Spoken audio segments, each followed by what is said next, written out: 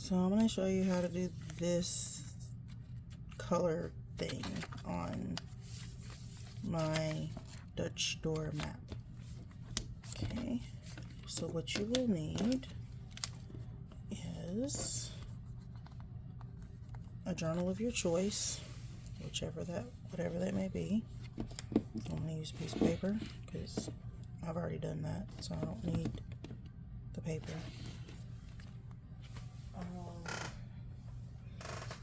Cutter to cut the paper. You can use water-soluble markers of the color of your choice. I picked these two, so I don't really know if they would work all that well. Or you can use watercolors. You will need a brush of some sort, whether it's the ones you can put water in, or you can just use a regular plain brush. You will need a cup of water, or a glass of water, is what I have. And I think that's it. So the technique that oh wait, you also need a piece of plastic, something that you can mark the markers on. So first things first, for how I made mine,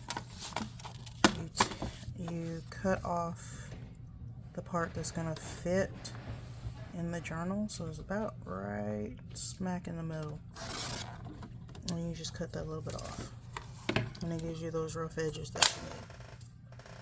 When you're done with that, it gets put away. You throw away that strip of paper because you're done with it. Next, if you don't have watercolors, most people have water markers, whether it's a brown Crayola or whatever. You mark the plastic. If you don't have a spray bottle, which some people don't, so I'm using just my brush. You dip your brush in the water.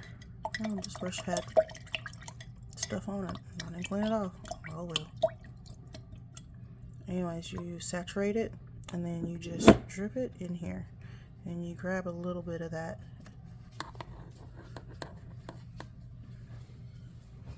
color. Then you run it along the edge, and you get messy with it. Like, it's not supposed to have any kind of rhyme or reason. It's supposed to be messy, and the more saturated your paper is, the better it'll crinkle up, and the more you'll get that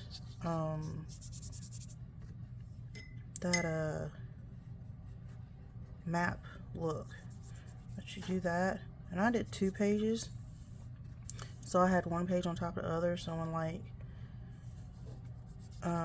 I was letting a part of it dry, some of it was like bleeding off into the other, and that's fine. It's supposed to be messy. It's not supposed to like count how many dots and figure it. Like, no, it's supposed to look like it's being used. Let's see, what color did I use? Did I just use? I used 899, which is close enough to a brown. It's got a little red in it, which is fine. Anyways, do the same. Just grab you a little bit of water.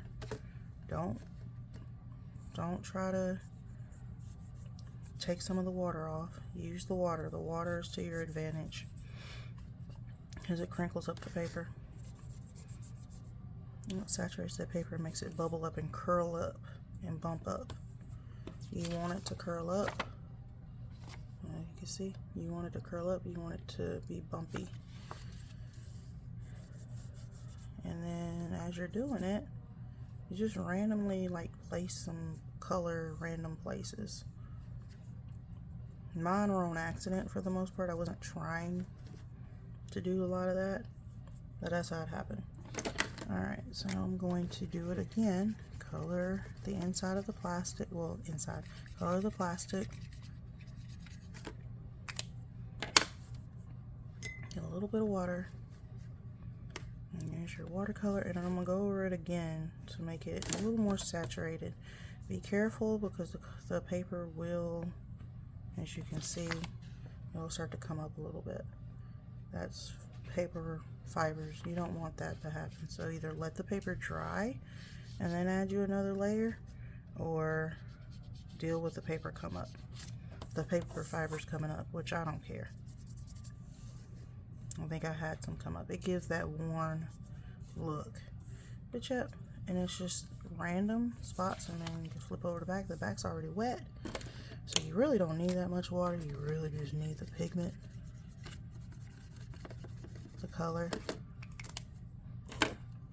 So you just grab you a little bit and just run it across.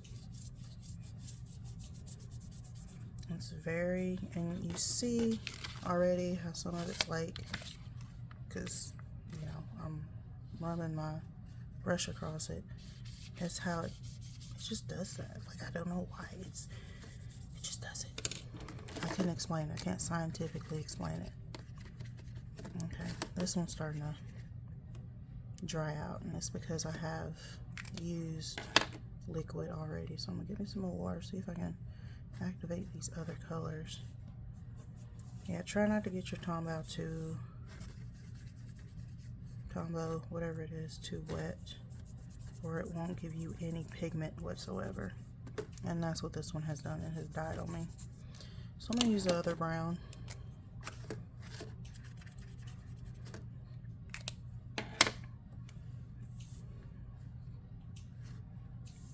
And go over. It's not gonna give me the same color. I'm just using this for example.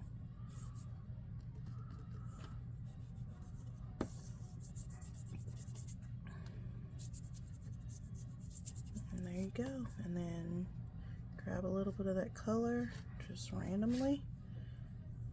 And just, you know, spot around. And then you let it dry.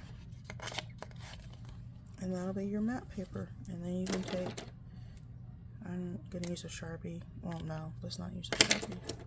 Let's use a brush pen. And you can draw your map.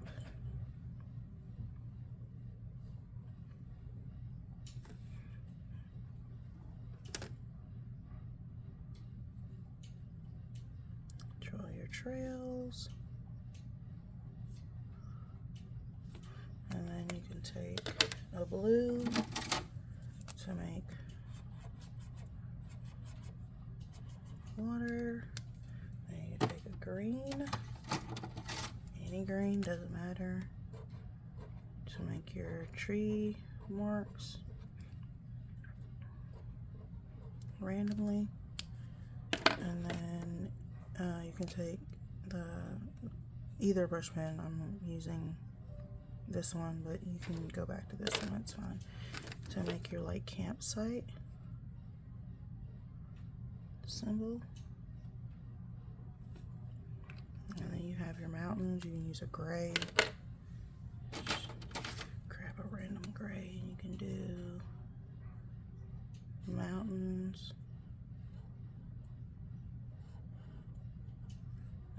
It's your hand-drawn map. You know, the map you made as a kid. We're just adding some embellishments on it. I want to add a little bit more water. And there you go. You got your map. And you might write your little legend right here.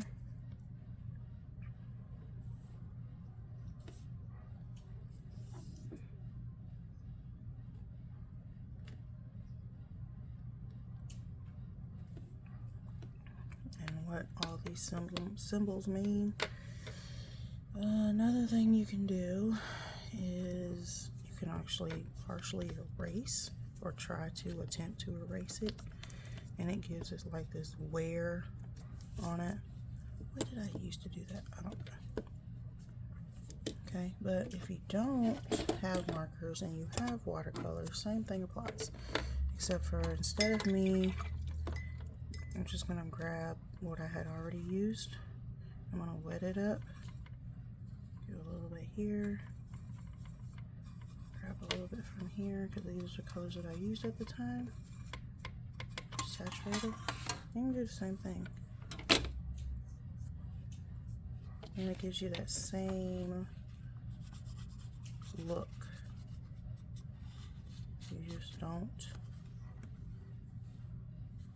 You don't make a plan with it. You just lay the color down. And that's how you get that worn map. Some people use coffee beans, grounds. I'm sorry, not beans. They use coffee grounds to do this when they soak the paper in the water to give it to do this. I don't have that kind of time, energy, or bandwidth to worry about that. So I am going to use either watercolors or markers, one of the two, water-based markers. And that is how you get that color. And you just let it dry, and then you can tip it in, or if it's already in there, leave it open so that it can dry. Watercolors and water-based tend to dry pretty quickly. And then you're done. You have your map, your worn map with random imperfections on it.